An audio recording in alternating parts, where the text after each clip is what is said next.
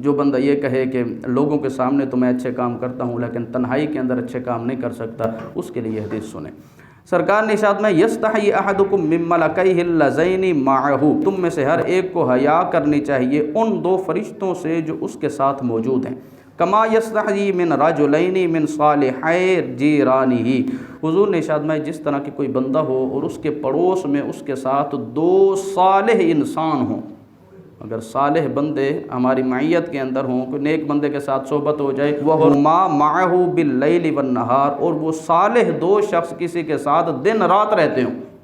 کسی کے ساتھ اچھے آدمی کے ساتھ صحبت ہو جائے، رفاقت ہو جائے، سفر کٹھے ہو جائے، دو صالح آدمی ہوں اور 7 بندے کے رہتے ہوں، ان کے 7 بندے نے رہنا ہو، تو حضور نے ارشاد میں جس طرح ان دنوں بندہ اپنے آپ کو محفوظ رکھتا ہے گناہوں سے اور ان سے حیا کرتا ہے، یستحی، جس طرح کہ ان سے حیا کرتا ہے، سرکار نے ارشاد میں یہ دو فرشتے بھی تمہارے پاس ہر وقت موجود رہتے ہیں اور تمہارے ساتھ ہی ہوتے ہیں، اور یہ اللہ کی وہ مخلوق ہے جو صالح مخلوق ہے۔ فرمایا جس طرح تم اپنے صالح دوستوں سے حیا کرتے ہو، اللہ کے صالح فرشتوں سے بھی ایسے حیا کیا کرو۔ اور اگلی چیز حضور نے ارشاد بھائی الم انہکم عن التعری،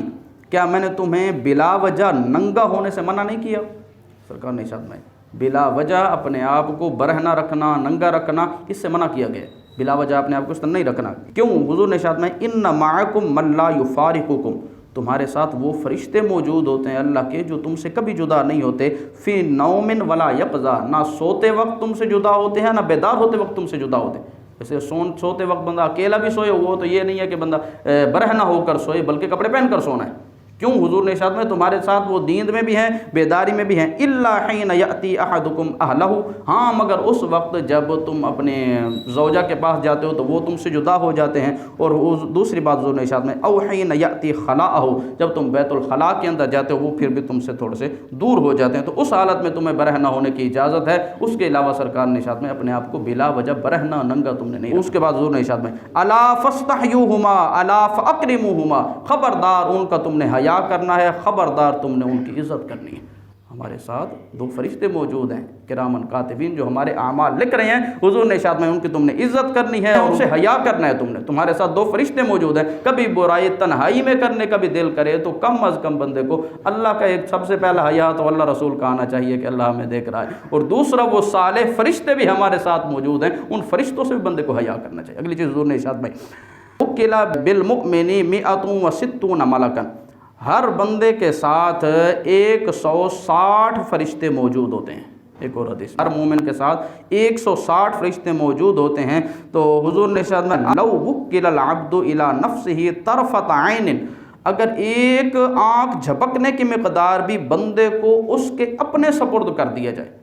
یعنی ہمارے ارد گرد موجود ہیں حافظہ فرشتے، ہماری حفاظت کرتے ہیں، لہو معقبات من بین یدیہ ومن خلفہ یحفظونہ من امر اللہ، یہ قرآن ہے کہ تمہارے پاس بدل بدل کر آنے والے فرشتے موجود ہیں، لہو معقبات من بین یدیہ، تمہارے سامنے بھی، ومن خلفہ، تمہارے پیچھے بھی موجود ہیں، یحفظونہ من امر اللہ، وہ اللہ کے حکم سے تمہاری حفاظت کرتے ہیں۔ حضور نے ارشاد میں اگر بندے کو اس کے ہی سپرد کر دیا جائے ایک آنکھ جھپکنے کی مقدار بھی، لختطفتہ الشیاطین، حضور نے ارشاد فرمایا کہ ایک لمحے کی مقدار بھی اگر فرشتے دور ہو جائیں تو شیاطین تو بندے کو اچک کر لے جائیں گے، جیسے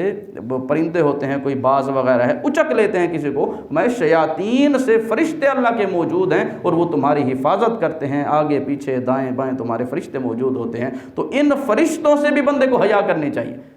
یہ ہمارے حفاظت بھی کرتے ہیں۔ میرا اگر موت کا وقت نہیں آیا، میں اگر سے 4تھی کیا 10ویں منزل سے بھی گر جاؤں، وہ فرشتے حافظہ میری حفاظت کریں گے۔ ہم کہتے ہیں نا کہ اتنی دور بلندی سے گرا ہے بندہ پھر بھی کچھ نہیں ہوا، بس تھوڑی سی ٹانگ کو تھوڑا سا مسئلہ ہوا ہے اور کچھ نہیں ہوا، کیوں نہیں ہوا؟ وہ اللہ کے فرشتے موجود ہوتے ہیں، اگر موت کا وقت نہیں آیا بندے کی حفاظت کرتے ہیں، تو فرشتے دائیں بائیں آگے پیچھے بندے کے موجود ہیں، اس کی حفاظت کرنے والے۔ سرکار نے ارشاد فرمایا تم جس طرح کے صالح اپنے دوستوں سے تم حیا کرتے ہو، اللہ کی یہ صالح مخلوق ہے، تم اس سے بھی حیا کیا کرو۔ یہ بہت اہم باتیں ہیں جس کو بندے کو ذہن کے اندر رکھنا چاہیے کہ بندے کی جیسے جلوت پاک ہوتی ہے ویسے بندے کی خلوت بھی پاک ہونی چاہیے، کیوں